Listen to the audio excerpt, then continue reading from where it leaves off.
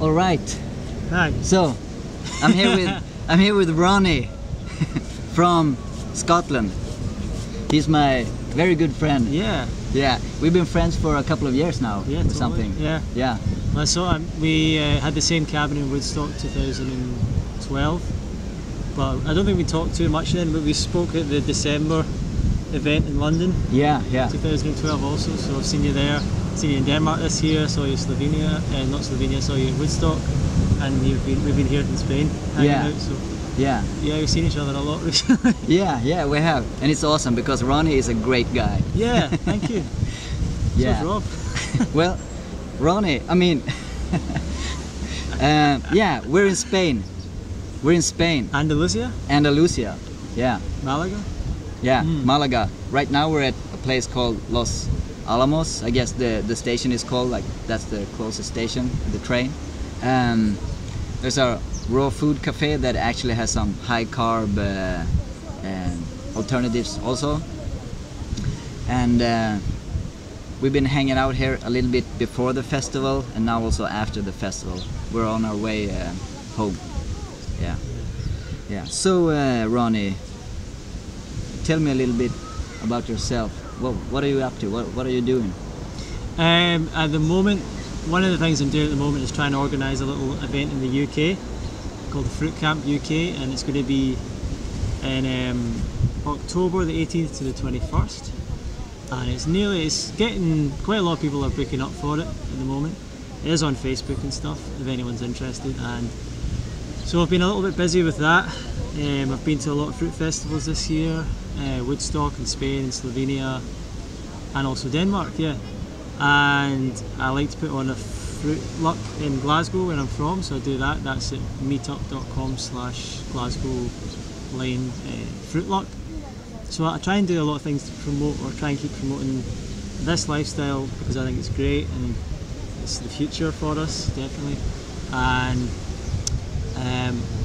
that's what I'm doing in terms of this. Basically travelling around quite a lot, eating fruit when I've got the time off work, you know.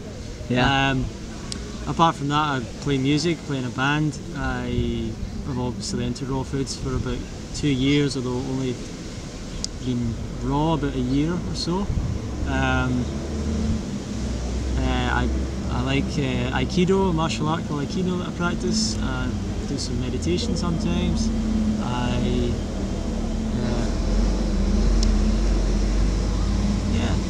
Yeah, that's awesome. That's about it for the moment, but it keeps me busy. Yeah, so you've been into the raw food thing for 2.5 years or something like that? I would say about 2 years. Yeah. That was when I first came across the information. It was specifically I was looking to go vegan, so I was researching it on YouTube. Yeah. Because like everyone else, I thought, you know, where'd you get your protein? Where'd you get this and that? Yeah. And I came across a video called The Protein Myth. And this is when I was just looking to go, you know, conventional vegan. Yeah. Is that the one with Tim Van Orden? Tim Van Orden, exactly. Yeah. Still on Great YouTube. Guy. And he says all he eats is fruits and veggies, and he still puts on muscle, and he's strong and all this, and he's a good athlete. And that really hit me straight away, like I want to do that, and I think that's true, and it just hit me logically to be right. And from there I started to look into raw foods, and I wanted to try it out, and my motivation for it grew as I saw these people getting great results on YouTube, and followed Durian Riders videos when I found him, and he was a big inspiration for me for a long time. Yeah, Harley, yeah. And got a lot of information from 30 Bananas a Day as well, and the other places, and then decided to go to Woodstock, and found it very difficult, I would say, the transition from cooked food. Found it, I was gradually eliminating different foods, and I would sometimes just go raw for a few days, or sometimes make it a week, or sometimes make a couple of weeks. I'd always find a reason to go back to cooked food, and I was finding that transition difficult to actually be 100%. Yeah. But I'd already booked to go to Woodstock, and I remember thinking, no, I don't even know if I want to go to Woodstock, you know. I think it's very easy to get to a place. Did you feel that you kind of that you weren't up to snuff in a way? Yeah, and I felt like maybe I don't even want to do this raw foods thing anymore. I don't want to do it, and maybe it doesn't. Maybe maybe you don't really get the good results people are talking about, and maybe it's not really worth it, and maybe you can just go high carb, and that's fine, high carb vegan kind of thing, and get the same results. So, and you go through. I think a lot of people struggle with this because they get to a point where they're very close to success in terms of they're getting close to a point where they're giving everything up, and it gets tougher. It's almost like it gets tougher and tougher psychologically when you're getting to that point of you're ready to just let go of the cooked food and let go of all your emotions and things connected in the past to all that. And as you're getting close to that point, it's getting more difficult and difficult in your mind, but then once you let it go, after a few months, maybe 5 months or 6 months, these cravings and addictions calm down, and I believe it just really changes you in a very, maybe not a huge way straight away, although definitely a transition to raw foods at first is an amazing change. Adding more fruit has a huge impact on you, your health, your well-being, your state of mind. Absolutely. The way you look at the world. Yeah. And as you go even more raw and get away from the cooked food, that's another change in mentality, because you're so free then for other things to come into your life. It's like you've not got those last addictions clawing away at you, you know, or addictions, or some people's, I don't know if it's addictions or not, but those last thoughts of the cooked food kind of just coming into your mind now and then, and when you're free of that, you've got all this other, I don't know, it's like so wait, are you telling me that you are like 100% fully raw now? Yeah, well that is my goal. I would say I'm still working on it, because I still have, for example, some processed juice now and then, and I know that gets heated, so that's maybe technically cooked, but it's still fruit, so to me it's not too bad. And maybe things like dried fruit, and some dried fruits are questionable in terms of whether they're heated or not. So whether it passes the raw test, some of these things I'm not sure, but definitely I'd like to eventually get to a stage where I'm a bit more... we're not really interested in all that dogma bullshit. So I mean, but basically my thing is no potatoes, no pasta, no rice. You can always get fruit. You can always get some, you know, I would say like the orange juice, even some orange juice from a local restaurant or whatever is better than getting potatoes for me. I feel that for sure. It keeps me raw. As soon as I had potatoes, we were talking about this the other day, a couple of days later you want them again. Yeah. A couple of days later you want them again, then you maybe have them twice in a day. You know? And some other cooked stuff maybe, and maybe some salt, you know. And it kind of, I know that you as well, you're 100% now. I know we're still working on refining it, getting more organic food and all this, but we've got to that next point where we're away from the going back to cooked carbs, you know, and there's a lot of people falling back on that now, and I don't really believe we should be, or like when I want to promote this, I don't really want to say to people cooked carbohydrates, so that's okay as a backup. To me the backup is like juice or dried fruit like dates, or that's the backup. You know? You can always get these things, and to me it's like fruit's up here and potatoes are like way down, and for me it's like somewhere in the distance that I'm not even contemplating them at the moment. There's a lot of people that say, oh, sweet potatoes taste so good and all that, and it frustrates me a little when people who have been into this for a long time still have a little cooked food in now and then, and some of the promoters of the raw food diet are starting to go back to promoting a bit more, you know, cooked food's okay, and I don't really think that's a good thing, you know. No, I agree. People will do that anyway when they're transitioning, and I think you should tell people to aim for the highest and the best. Absolutely. And I'm still getting there myself, so but still, no guilt, no excuses, no bullshit. Just aim for the best, do the best you can, and keep improving. If you keep improving, you're gonna reach your goals. Definitely. If you keep improving, and just don't let your mind hold you back, and don't let those addictions hold you back. You're stronger than them, and the fruit is always so like, it's like sometimes people say to us, you're addicted to fruit, you're addicted to eating all this fruit, you're addicted to the fruit sugar. But to me there's just there's no addiction at all. I mean, we had some delicious fruit this weekend. We had some nice cherimoyas today, and I was eating them and just going, tastes nice, but there's no addiction. You eat it till you're full and then you're done. There's no it's actually, you have to work at this at first to get used to eating something that isn't addictive and eating it till you're full, because you eat one and you think, oh, maybe that's me done. You know. But most people's food has got salt in it, additives, flavourings, MSG, and they can't stop eating it. You know, it's like once yeah. you pop, you can't stop. And, Exactly. and There's that's it. Scientists out there that's their job, is to make stuff as addictive, as unfilling as possible. So you're eating so much of it and buying more of it.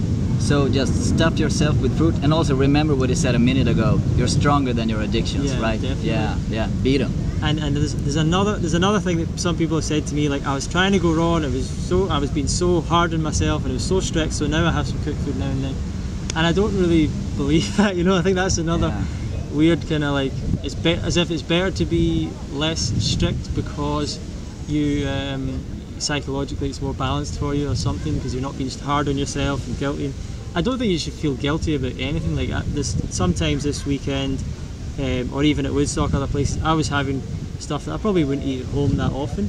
But I would happily eat as much of it as I like, because if it was still raw, there was no salt, no oil, and if it tasted good to me at that time, I just ate it till I was full.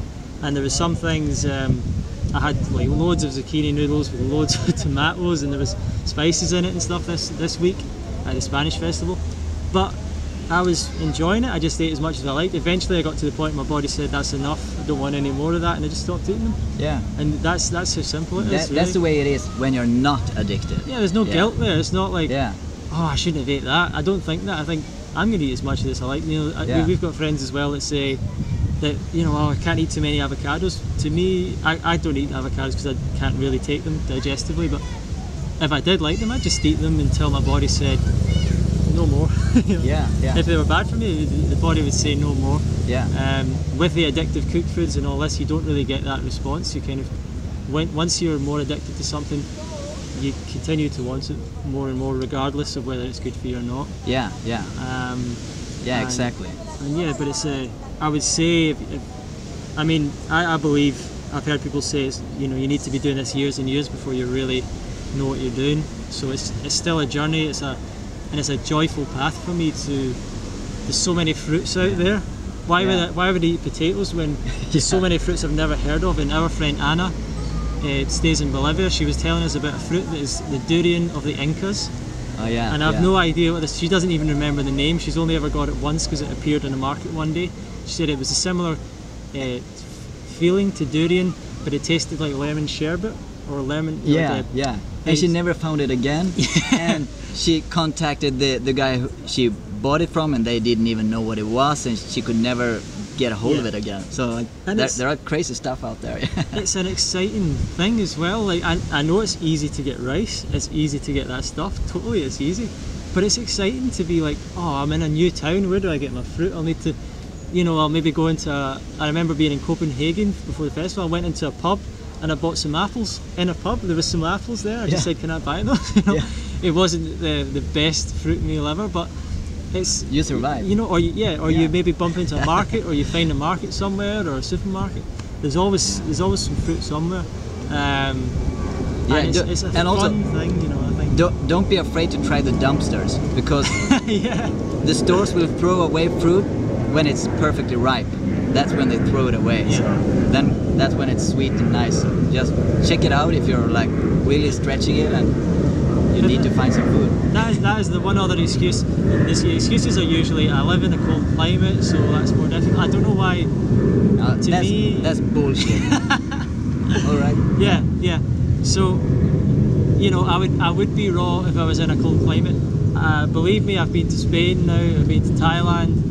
Rob, I'm sure you've been to a lot of hot countries. It wasn't full of raw foodists. It was full of people eating fried food.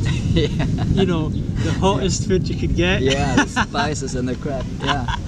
So it's not any easier. I was in Thailand with a bunch of people who were kind of raw vegans, really high raw, but a lot of them were still having cooked food now and then. So it's not any easier, even in a tropical paradise with plenty of fruit. You need to psychologically want to do it. It's still about what you have in here and what you have in here, and what kind of excuses that you accept as excuses for not doing what you should do.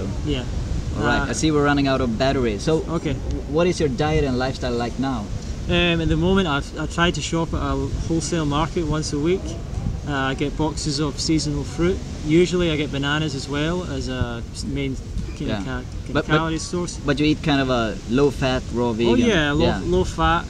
In what range, like 5%, probably 7, 8? Probably more like 5%. Yeah, I wouldn't mind bringing it up a bit, to be honest, but I just don't have nuts that often, or I can't really take avocados. Yeah, well, you're like me then. I mean, it Yeah. just works best.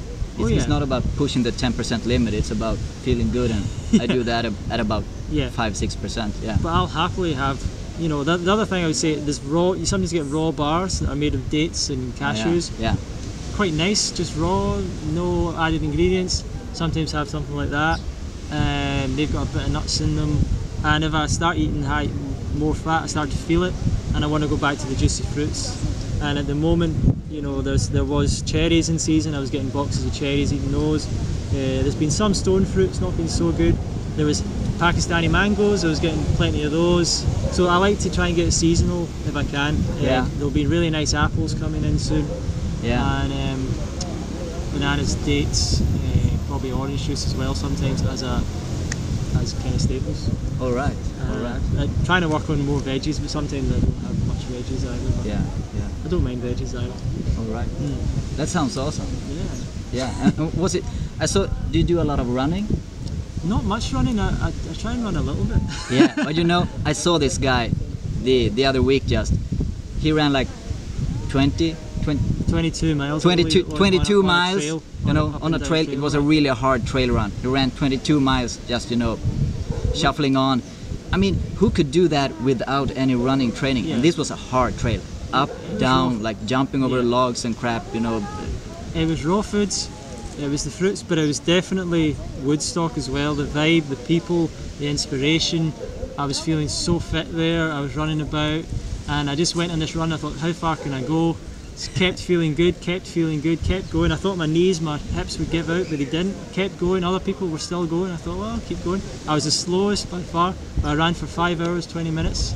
Never ran that far or that long, and I just wanted to do something to kind of be a testimony a little bit for the festival, for raw foods, for fruits. All right.